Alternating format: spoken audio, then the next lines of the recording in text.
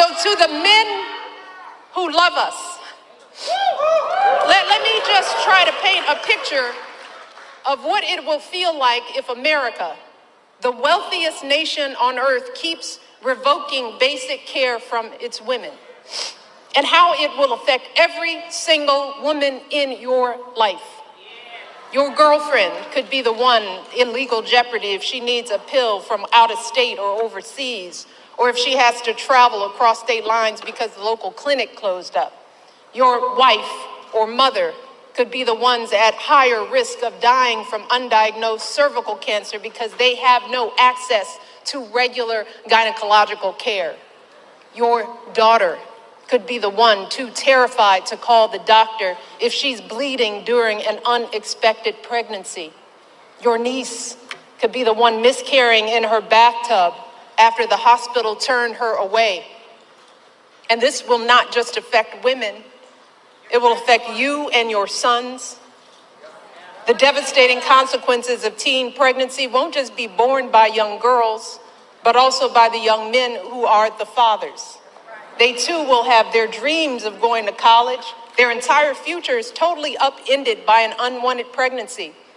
If you and your partner are expecting a child, you will be right by her side at the checkups, terrified if her blood pressure is too high, or if there's an issue with the placenta, or if the ultrasound shows that the embryo was implanted in the wrong place, and the doctors aren't sure that they can intervene to keep the woman you love safe. If your wife is shivering and bleeding on the operating room table during a routine delivery gone bad, her pressure dropping as she loses more and more blood, or some unforeseen infection spreads and her doctors aren't sure if they can act, you will be the one praying that it's not too late. You will be the one pleading for somebody, anybody, to do something. And then there is the tragic but very real possibility that in the worst case scenario, you just might be the one holding flowers at the funeral. You might be the one left to raise your children alone. See, these are just some of the ways women die during childbirth. And I don't want to be a downer, y'all. But in many cases, there is no warning and things go bad very quickly. And when it happens, every second of hesitation or delay can lead to devastating outcomes. So I am asking y'all from the core of my being to take our lives seriously. Please, do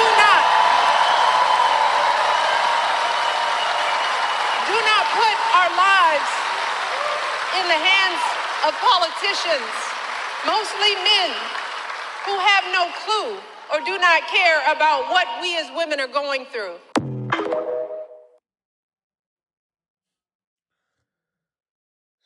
So that was Michelle Obama in a campaign rally in Michigan supporting Kamala Harris.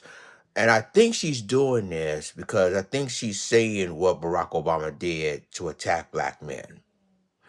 So now you have Magic Johnson, you have Barack Obama, you got, you know, Reverend Jamal Bryant, you got Spike Lee, and now Michelle Obama. See, they're trying to shame men, especially black men, and then just run to the polls and just follow. And, you know, we got to vote for Kamala Harris.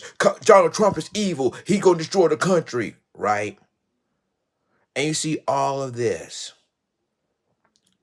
But I'm sorry, black men, they made their choice. They made their decision. Now, with this Michelle Obama speech, it's sort of like a Hail Mary to bringing black men back to the Democratic Party, to bring black men back to support Kamala Harris, even though Kamala Harris don't care or support us or disrespected us or uses us, right?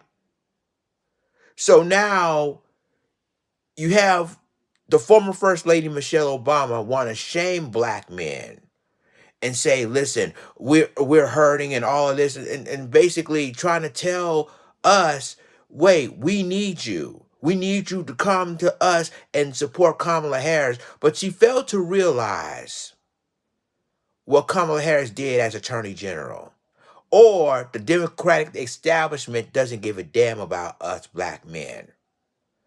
But they want to shame, they want to disrespect, they want to do things that's going to basically want black men to come back. But I'm gonna tell you, it's like saying it's like an ex-girlfriend, and you break up with a good man.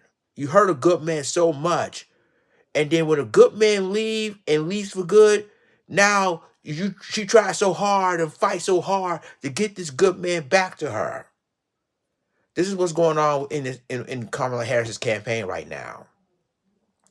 Now you have the former First Lady Michelle Obama at a Michigan rally with Kamala Harris. I mean, this is to me showing you how desperate Kamala is now. You bring all the top politicians, all the top major donors, celebrities are trying to go on the ground on the battleground stage, fighting, and not let Donald Trump win the presidency.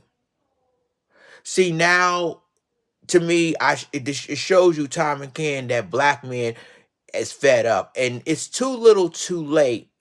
And in all due respect for the First Lady Michelle Obama, it's too little, too late because black men have seen what Kamala has done to them, and this is all started when she was Attorney General out of California. And yet, y'all now all of a sudden, black men said we're done, we're moving on, we're either vote for Trump, we sit home, couch 2024, or voted for Jill Stein. We're just moving on away from the DNC or the Democratic Party. Now all of a sudden, y'all wanted to get us to protect y'all, but yet look what y'all did to us. In fact, look what your husband did to us when he was president. He doesn't even care about black men or the black community. Now all of a sudden, you see on the campaign trail that he disrespected black men and chastising us. But now the former first lady want to clean that up and said we need you black men. In other words, they didn't say men as a whole, but he said, in other words, black men. We need you to come with us and defend and protect us. But where is that same energy when Kamala Harris put them in prison? And again, if Kamala Harris would have done right, she would have pardoned all of these black men that is still incarcerated today for and these men are innocent, right? For an ounce of marijuana. And then when we see the black men agenda, guess what? We would basically make it marijuana legal in all 50 states. This is not what black men want. But it took, now you got, of course, the former First Lady Michelle Obama really pleading, saying, "Black men, we need you." In other words, basically, you putting us in danger. I mean, you bring Donald Trump, he's gonna put us in danger. All the fear tactics they use, and now all of a sudden, now you bring all the top politicians, Democratic politicians, celebrities like Beyonce, which that is also disastrous because Beyonce, everybody thought that she's gonna do a concert, and instead it was no concert, and Kamala got booed because of that.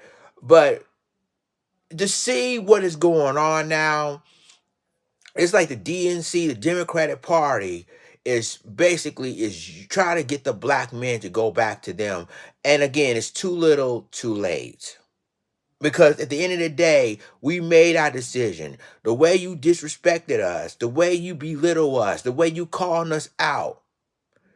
And then y'all want to go back to her? Y'all want to support Kamala? Y'all, after all the stuff she did to us? After all the stuff her Democratic donors and all the pundits, all the shields did something to us? We ain't going back for that. It's too little too late now. Let me know what you think about it in the comments.